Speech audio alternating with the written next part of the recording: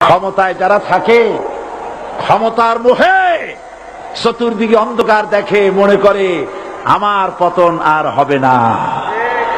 কিন্তু তোমাকে বুঝিবে যে গোকুলে বাড়ি শেষে। গাড়ির চাকা সব সময় উপরে থাকে না। গাড়ির চাকা সব সময় উপরে থাকলে গাড়ি তো চলবেই না। গাড়ির চাকা ঘোরে বলেই তো গাড়ি চলে। সুতরাং এই উপরে তোমার চাকা উপরে এখন আছে বলে, তোমার দলের চাকা উপরে আছে বলে যারা মানুষের উপরে জুলুম করছো, আলেমদেরকে ধরতেছো, মুসল্লিদেরকে ধরে ধরে জেলে ঢুকাচ্ছ, সময় আসবে এমন ইন্দুরের গর্ত অপমানা পালাবার জন্য।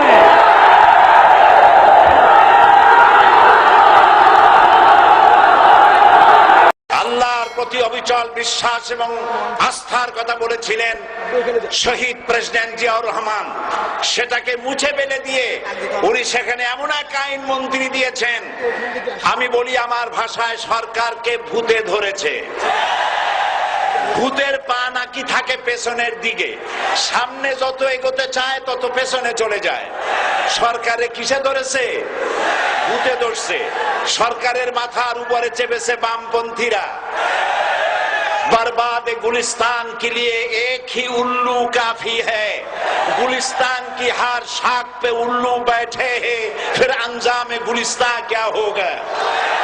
ফুল বাগানের ধ্বংস করার জন্য একটা হুতুম পেঁচা যথেষ্ট, কিন্তু হুতুম পেঁচা বসে গেছে প্রত্যেক ডালে ডালে।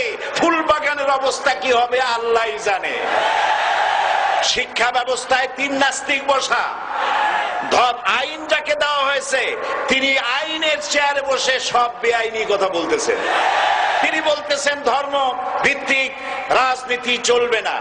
প্রধানমন্ত্রী আপনি বলেন নাই আমরা আপনার কল্যাণকামী, যেভাবেই হোক আপনি প্রধানমন্ত্রী হয়েছেন, যেভাবেই হোক আপনি সরকারে গেছেন, আমরা চাই 5 বছর আপনি চালান, কিন্তু ভালোভাবে চালান।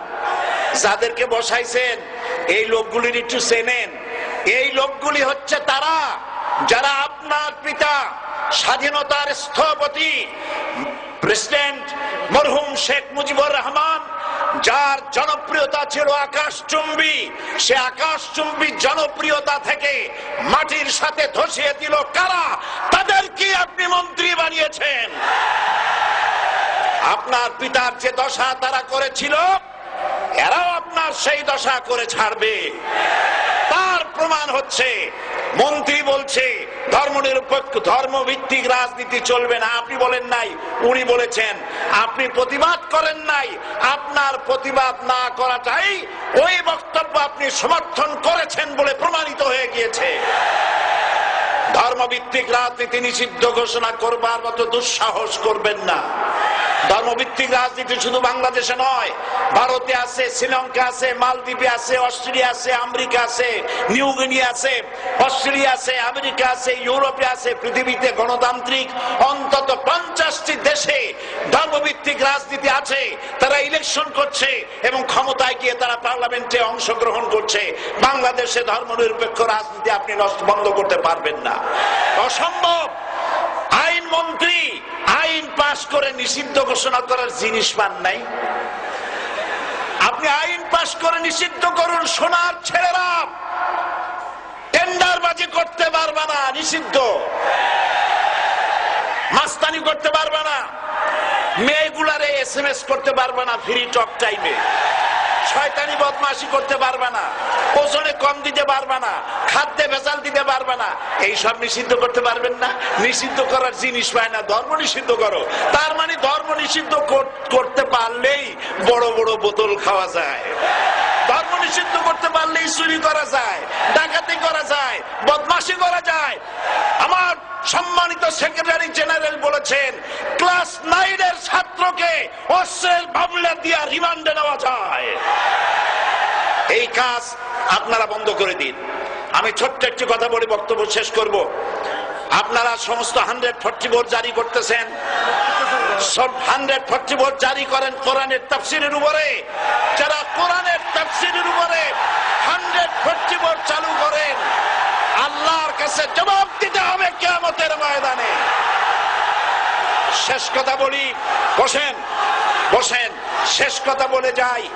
প্রধানমন্ত্রী, মাননীয় প্রধানমন্ত্রী, আপনাকে আবার বলি, আমরা আপনার শত্রু নই, আমরা আপনার শত্রু নই, আপনার শত্রু আপনার পাশেই। সিংহ, সিংহ, একটা সিংহ আর একটা নেকড়ে আর একটা পাতিশিয়াল, এই তিনটাই মিলে সারাদিন পরিশ্রম করে তিনটা শিকার করেছে। একটি খরগোশ, একটি হরিণ আর একটা বড় গরু। সিংহ বলছে আমি পরিশ্রম করে আমরা তিনজন শিকার করছি, কিন্তু আমার নিয়ম হলো বিচার ব্যবস্থা না করিয়া, ভাগ না করিয়া খাওয়া আমি পছন্দ করি না। তো আমি প্রথমে দায়িত্ব দিলাম নেকড়ে, গায়ে নেকড়ে ভাগ কর। নেকড়ে বলল মহারাজ এটা ভাগ করার কি আছে, ওই খরগোশটা বেটা পাতিশিয়াল খাক, হরিণটা আমি খাই, যেহেতু আপনার দেহ বড়, আপনি মহারাজ, আপনি গরুটা খান। সিংহের মেজাজ খারাপ, বেয়াদব, এই ধরনের অসম বন্টন নীতি কে তোকে শিখালো? এক থাপ্পড় মারছে, নেকড়ের কল্লা উড়ে গিয়ে 50 হাত দূরে পড়ে গেছে। এবার সিংহ বলছে এই শিয়াল ভাগ কর বেটা। শিয়াল কয় মহারাজ এই সাধারণ জিনিসে কি ভাগ করার কোন বিষয়? কয় না, ভাগ না করলে তো আমি খাইতে পারি না। তো ভাগটা যদি আমার করতেই বলেন, আমি বলবো খরগোশ দিয়ে আপনি ব্রেকফাস্ট করবেন, লাঞ্চ করবেন হরিণ দিয়ে, ডিনার করবেন গাভী দিয়া।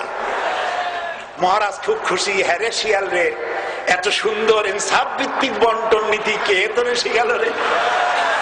একটু আগে যে কল্লা দিয়া গেল ওই আবার শিখায় গেছে। কাজী ধর্মভিত্তিক রাজনীতি নিষিদ্ধ করতে গিয়ে ফেরাউন আর নমরুদ যে শিক্ষা পেয়েছে তার থেকে শিক্ষা গ্রহণ করুন। আগুন নিয়ে খেলবেন না, বরদাস্ত করবে না বাংলাদেশের 16 কোটি মানুষ।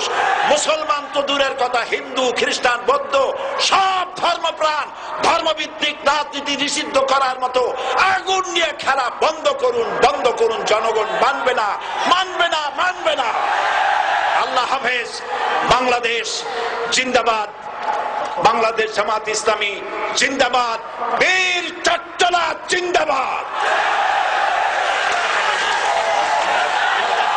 এখন বক্তব্য রাখছেন ক্ষমতায় যারা থাকে, ক্ষমতার মোহে চতুর্দিকে অন্ধকার দেখে, মনে করে আমার পতন আর হবে না। কিন্তু তোমাকে বুঝিবে যে গোকুলে বাড়ি শেষে গাড়ির চাকা সব সময় উপরে থাকে না। গাড়ির চাকা সব সময় উপরে থাকলে গাড়ি তো চলবেই না। গাড়ির চাকা ঘোরে বলেই তো গাড়ি চলে। সুতরাং এই উপরে তোমার চাকা উপরে এখন আছে বলে, তোমার দলের চাকা উপরে আছে বলে যারা মানুষের উপরে জুলুম করছো, আলেমদেরকে ধরতেছো, মুসল্লিদেরকে ধরে ধরে জেলে ঢুকাচ্ছ, সময় আসবে এমন ইন্দুরের গর্ত অপমানা পালাবার জন্য